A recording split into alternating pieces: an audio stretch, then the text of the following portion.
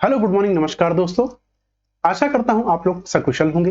तो आइए 17 जून की करंट अफेयर्स को फटाफट डिस्कस कर लेते हैं कि कौन से इंपॉर्टेंट प्रश्न हैं आज इसमें। उससे पहले मैं संस्करण स्टार्ट करने से पहले बताना चाहता हूं कि हम डेली के करंट अफेयर्स के साथ साथ स्टैटिक पार्ट भी डिस्कस करते हैं डेली का। तो ध्यान रखिए, जैसे ही क्वेश्चन खत्म होता है उसके साथ जब उसके डिस्क्रिप्शन पे आते हैं तो डिस्क्रिप्शन पे हम स्टैटिक पार्ट को पूरी तरह डिस्कस करते हैं। तो आइए पहले प्रश्न के साथ शुरुआत करते हैं। पहला प्रश्न है, हाल ही में किस राज्य ने पीएम श्री पर्यटन हवाई सेवा का उद्घाटन किया है? ए राजस्थान, बी तेलंगाना, सी मध्य प्रदेश, डी उत्तर प्रदेश। इसका सही उत्तर है सी मध्य प्रदेश। वहीं पर्यटन को बढ़ावा देने के लिए राज्य की राजधानी भोपाल में राजा भोज अंतरराष्ट्रीय हवाई अड्डे से अंतरराज्यीय मतलब सिर्फ राज्य में, ये ध्यान रखिएगा। तो कौन सा हवाई अड्डा, कई बार ये भी पूछ लिया जाता है। तो भोज अंतरराष्ट्रीय हवाई अड्डे से हवाई सेवा शुरू की गई है। इसे पीएम श्री पर्यटन वायु सेवा भी कहा जाता है, ये भी आप ध्यान रखिएगा। इसके तहत भोपाल, इंदौर, जबलपुर, ग्वालियर, खजुराहो, उज्जैन, रीवा और सिंगरौली शहरों में शामिल किया जाएगा। ध्यान रखिएगा कहां कहां से उड़ाने। वो इसको इन्होंने किसके साथ ये डील साइन की है? तो ध्यान रखिएगा, तो मेसर्स जेट सर्व एविएशन प्राइवेट लिमिटेड, एक प्राइवेट लिमिटेड कंपनी के साथ ये समझौता किया है। वही मध्य प्रदेश को भारत का दिल के रूप में भी जाना जाता है। ध्यान रखिएगा, यहां से यहां स्टैटिक प्रश्न है। अब वही क्षेत्रफल के हिसाब से भारत का दूसरा सबसे बड़ा राज्य है मध्य प्रदेश, ये भी आपको ध्यान रखना है।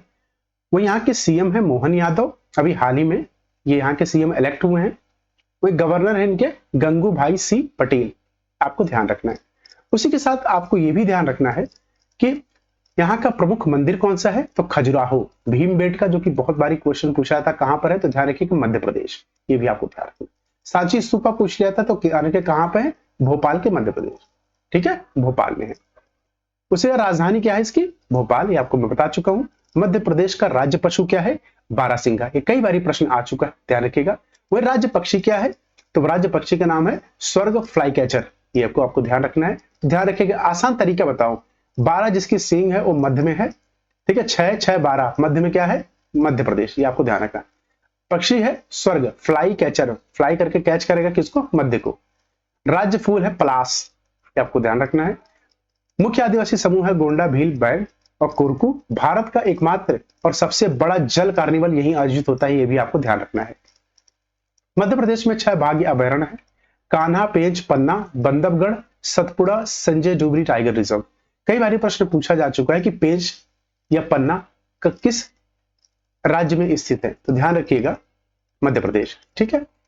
आइए उसी के साथ ये जान लेते हैं कि भारत में सबसे बड़ा वन आवरण अनुकूल क्षेत्र का फल 21.71% किसमें है? मध्य प्रदेश। मतलब जितने भी राज्य हैं उन सभी में सबसे ज्यादा अगर पूछा जाए कि फॉरेस्ट कवर कहां है, तो ध्यान रखिएगा सबसे ज्यादा फॉरेस्ट कवर कहां है? मध्य प्रदेश। आइए अगले प्रश्न पे चलते हैं। अगला प्रश्न है, भारत के किस मेमोरियल म्यूजियम को यूनेस्को के प्रिक्स अवार्ड 2024 के लिए शॉर्टलिस्ट किया गया है? तो यूनेस्को के द्वारा दिया गया बहुत बड़ा अवार्ड होता है। तो आइए इसका ऑप्शन देखते हैं फटाफट। A Smriti Van memorial, B Gandhi memorial, C national war memorial या डी रानी लक्ष्मीबाई मेमोरियल। इसका सही उत्तर है ए स्मृति वन मेमोरियल, जो कि कहां पर स्थित है? गुजरात में, ये आपको ध्यान रखना है, गुजरात में स्थित है, ठीक है। अगर आप इंडिया का मैप देखेंगे तो आपको याद होगा ये जो पार्ट है इसे गुजरात कहते हैं, ठीक है, जो ऐसे करके ये पार्ट गुजरात है, आपको ध्यान रखना है। उसी के साथ ये भी आपको ध्यान रखना है कि यूनेस्को जिसकी स्थापना कब हुई थी? 1946 का मुख्यालय कहां है? पेरिस, फ्रांस में। और वहीं अगर हम गुजरात की बात करें तो ध्यान रखिएगा यहाँ के मुख्यमंत्री कौन है? भूपेंद्र पटेल। राज्यपाल कौन है? आचार्य देवव्रत। और राजधानी गांधीनगर है। कई लोग कई बार अहमदाबाद लगा देते हैं उत्तर, तो गलत है। स्टैटिक को ध्यान से देख लीजिए, बहुत सारे प्रश्न यहां से तैयार होते हैं। वही अगर बात करें राज्य की सीमाएं किस किस से मिलती हैं, तो एक राजस्थान, मध्य प्रदेश, महाराष्ट्र, दमन and Diu, Daman and Diu एक ही है, ध्यान रखिएगा, ठीक है। उसके बाद दादर और नागर हवेली, ये हमारे यूटीज हैं। तो टोटल अगर देखा जाए तो 5 राज्यों से मिलती है, 3 राज्य और 2 यूनियन टेरिटरी, आपको ध्यान रखना है। वही राज्य पक्षी है ग्रेटर फ्लेमिंगो, और राज्य वृक्ष है आम, राज्य फूल गोल गोथा, और त्योहार यहाँ का महत्वपूर्ण है नवरात्रि, पतंग उत्सव।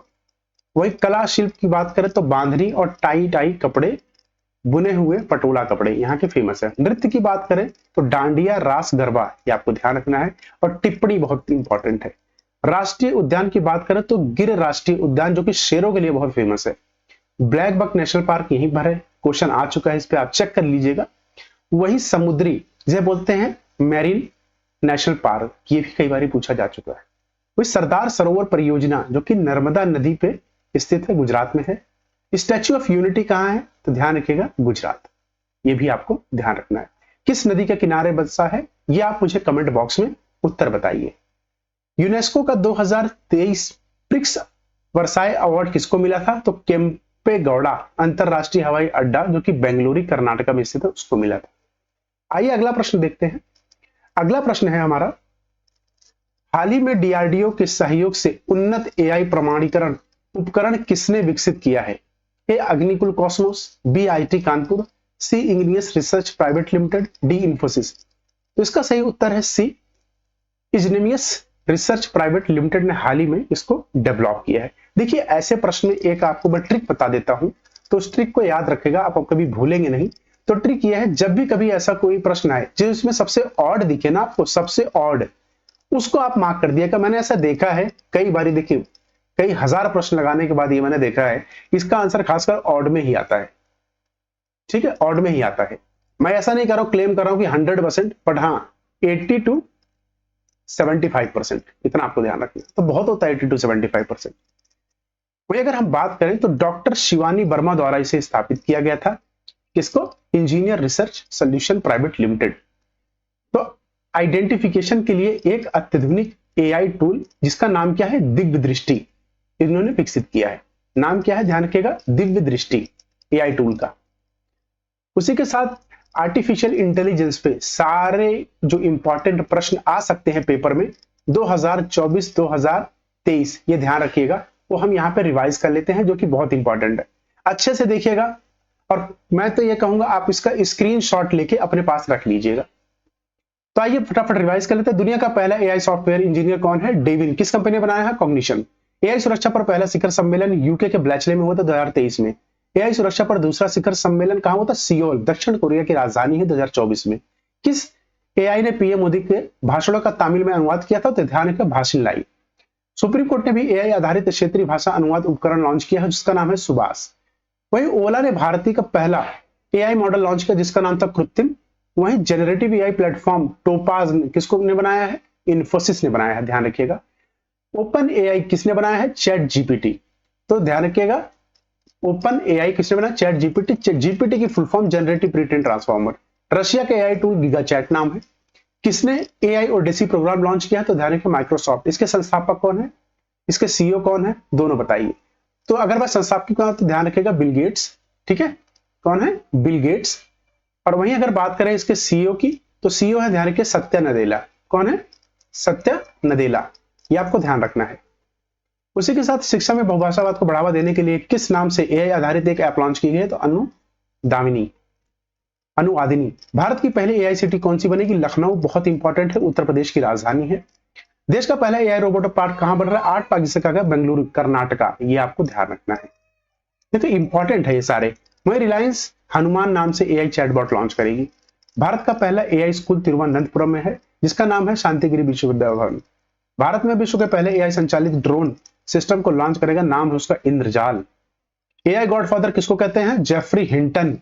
किस यूनियन टेरिटरी ने भारत का पहला टेलीमानस चैटबॉट लॉन्च किया, तो जम्मू एंड कश्मीर, जो कि यूनियन टेरिटरी है। अच्छा अगर मैं पूछूं, यहां कमेंट बॉक्स करिए, धारा 370, ठीक है, आर्टिकल अनुच्छेद 370 कब एबॉलिश किया गया था, खत्म किया गया था, कब खत्म किया गया था, कमेंट बॉक्स में बताइए। आइए अगला प्रश्न देखते हैं। अगला प्रश्न है, नए आपराधिक कानूनों के बारे में जानकारी प्रदान करने के लिए नेशनल क्राइम रिकॉर्ड ब्यूरो द्वारा हाल ही में शुरू किए गए एक मोबाइल ऐप का नाम क्या है। हाल ही में भी नेशनल क्राइम रिकॉर्ड ब्यूरो ने एक ऐप बनाई है, तो बताइए। ए न्याय संपदा, बी एनसीबीआर समर्थ, सी एनसीआरबी संघर्ष, या डी एनसीबीआर संकलन ऑफ क्रिमिनल लॉज, मतलब एनसीबीआर आपराधिक कानूनों का संचलन। तो ध्यान रखिए इसका नाम है ए न्याय संपदा, ठीक है, न्याय संपदा, ये आपको ध्यान रखना है। उसी के साथ ये जान लीजिए, यह ऐप भारत साहित्य, भारत नागरिक सुरक्षा संहिता और भारतीय सक्षम अधिनियम का संकलन करता है। वह राष्ट्रीय अपराध रिकॉर्ड ब्यूरो की बात करें तो एक भारतीय सरकारी एजेंसी है जो अपराध के आंकड़ों को एकत्र करने और विश्लेषण करने के लिए जिम्मेदार है। इसका गठन 1986 में हुआ था। मुख्यालय इसका नई दिल्ली में है। अंतर्गत किसके आता है तो गृह मंत्रालय के अंदर आता है। कई बार ये क्वेश्चन पूछ लिया जाता है। वही उद्देश्य क्या है इसका तो सूचना प्रौद्योगिकी के साथ भारतीय पुलिस को सशक्त बनाना, ये बहुत इंपॉर्टेंट है। वहीं अगर नेशनल क्राइम रिकॉर्ड ब्यूरो की बात करें तो एक चीज आपको ध्यान रखना है कि नेशनल क्राइम रिकॉर्ड ब्यूरो के हिसाब से अभी एक इनके द्वारा दी गई थी एक डिटेल दी गई थी, रिपोर्ट में आया था कि जितने भी ट्रायल केसेस चल रहे हैं ना हमारे देश में, उसमें से अराउंड 80% फेक है, ये ध्यान रखिएगा। दूसरी चीज अभी एक रिपोर्ट आई है जिसमें महिलाओं के खिलाफ हो रहे हैं ना, वुमेन के खिलाफ, जिसे जिसे कहते हैं ना वुमेन के खिलाफ जो रेट है क्राइम का वो काफी बढ़ गया है। मतलब तकरीबन आप देखोगे तो 10% से 16% के बीच में, 15% के बीच में बढ़ा हुआ है। ये आपको ध्यान रखना है। उसके साथ आइए अगला प्रश्न देखते हैं। हाल ही में खबरों में देखा गया नागास्त्र एक क्या है?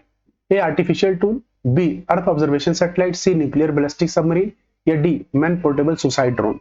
तो ध्यान रखिएगा ये मैन पोर्टेबल आत्मघाती ड्रोन है, इसको आपको ध्यान रखना है। साथ में ये भी ध्यान रखिए इसे बनाया किसने है तो नागपुर स्थित सोलर इंस्टीट्यूट ने इसे भारतीय सेना को सौंपा है।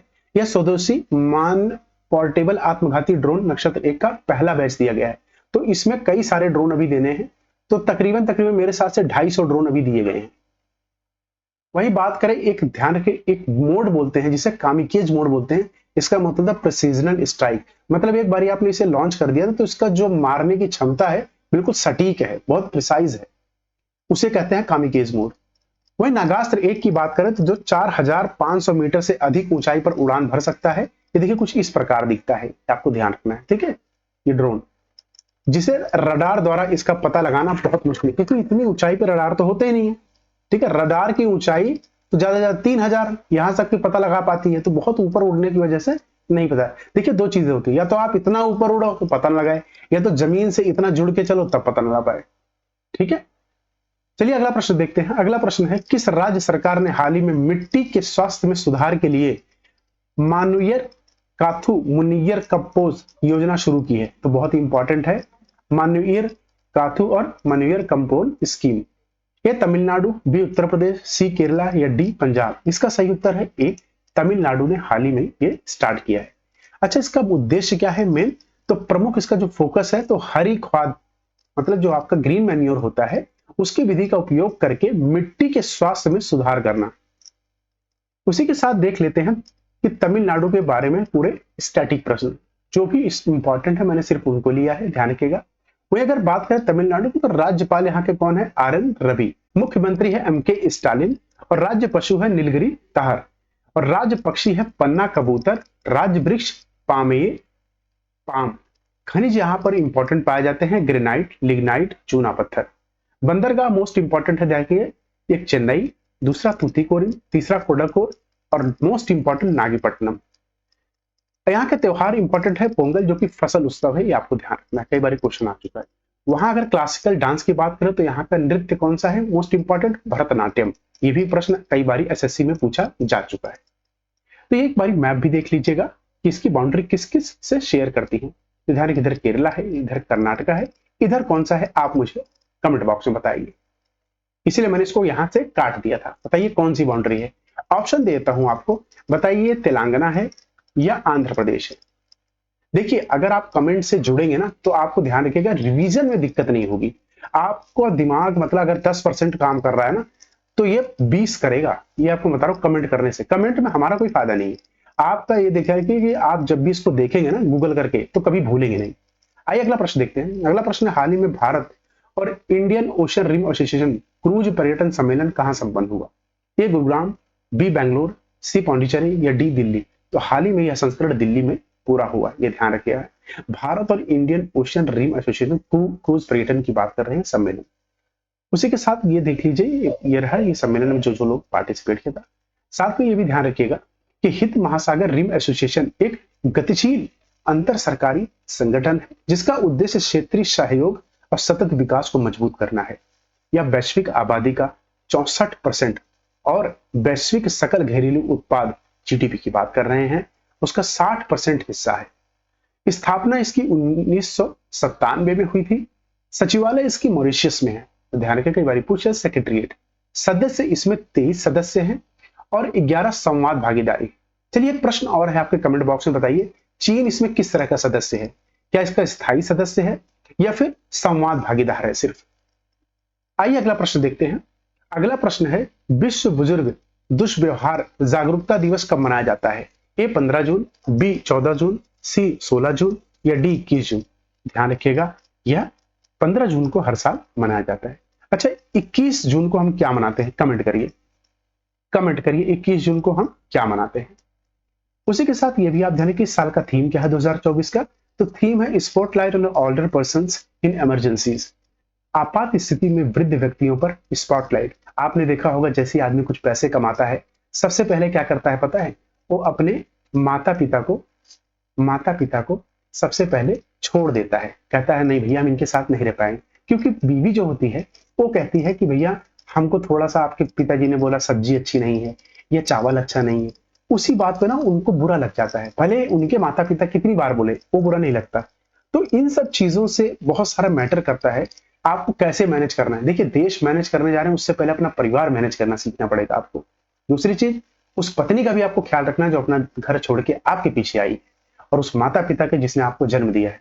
तो आप इस कश्मकश में फंसिए मत, बस आपको इस मझधार से, ये पारिवारिक ऐसा मझधार है जिसमें से आपको निकलना है, उभरना है, तभी आप एक अच्छे मनुष्य कहलाएंगे। क्योंकि माता पिता को आपने अगर वृद्धाश्रम में छोड़ दिया तो उससे बड़ा पाप कोई नहीं है इस दुनिया में। ठीक है, अभी फादर्स डे हमने कब मनाया था? ध्यान रखिए, हर तीसरे संडे जो जून में आता है उसमें हम फादर्स डे मनाते हैं। तो पिता तो वो कहते हैं, पिता तो वो रनवे है जिसकी जो फ्लाइट जब लैंड करती है ना, जब फ्लाइट यहाँ लैंड करे या ओवरटेक करे, ये रनवे कभी खराब होता ही नहीं है। और इसकी फ्लाइट कौन है? परिवार। ठीक है, इसकी परिवार में से बेटा बेटी माता, ये फ्लाइट में सब बैठे हुए हैं और ये रनवे है। इसको चाहे जितना घिसो पूरी जिंदगी। जिनके पिता नहीं उनसे पूछो पिता की कमी क्या होती है। आइए अगला प्रश्न देखते हैं। इसी के साथ मैं तो कहूंगा एक बारी मैं जून के आपको सारे और रिपीट करवा देता हूं कि इंपॉर्टेंट डेज। तो ध्यान रखिएगा, सबसे पहले मोस्ट इंपॉर्टेंट है, 1 जून को हम क्या मनाते हैं? World milk day.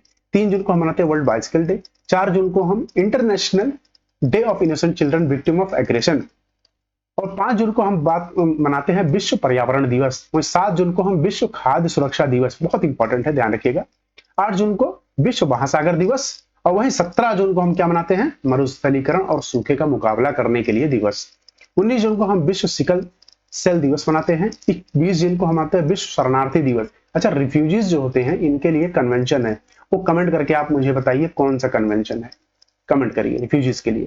और इसके लिए ध्यान रखें, एमनेस्टी इंटरनेशनल एक संस्था है जो काम करती है, ये मैंने आपको बता दिया है।